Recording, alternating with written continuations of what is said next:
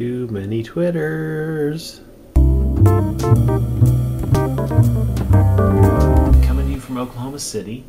I'm just going to tell you right now that this episode has absolutely no redeeming philosophical or intellectual value to it whatsoever. So if you're looking for that, I would just go ahead and stop now. Or now. Maybe now. Still with me? Okay.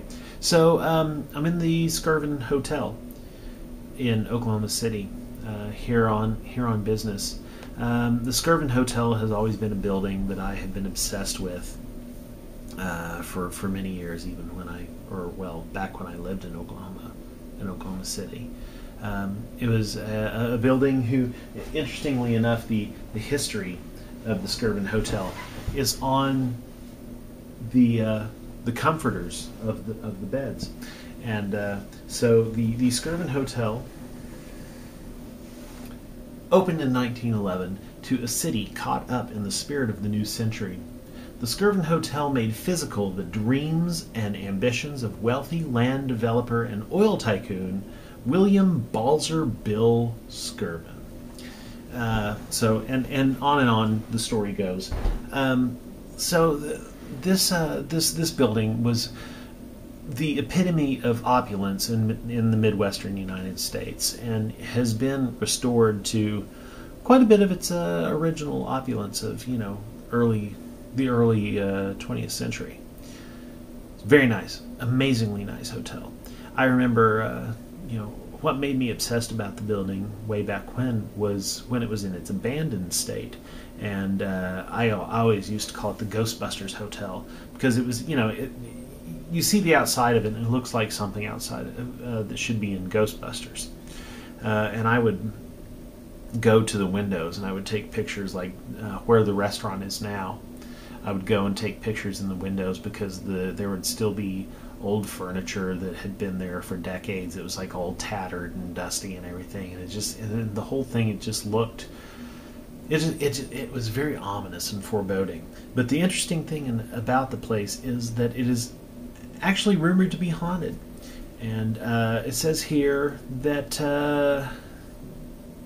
while the Skirvin was a speakeasy during Prohibition, which is very interesting and cool, it was said that the Skirvin had an affair with one of the maids, and according to legend, the maid got knocked up.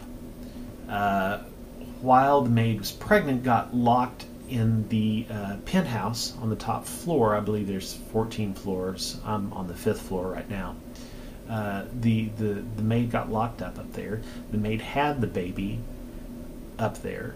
After she conceived, she remained up on the top floor because being that Mr. W.B. Balzer Skirvin was such a well-known name in the community, he didn't want to really start any sort of a scandal, so he kept his mistress locked up in the penthouse.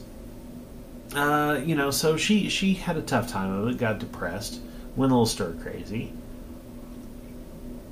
and grabbed the baby and threw herself out the window. Interesting.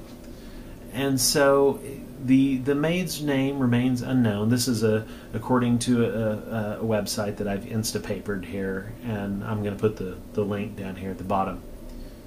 According to this, the ghost continues to haunt the Skirvin. Of course, this was before the hotel was abandoned in 1988.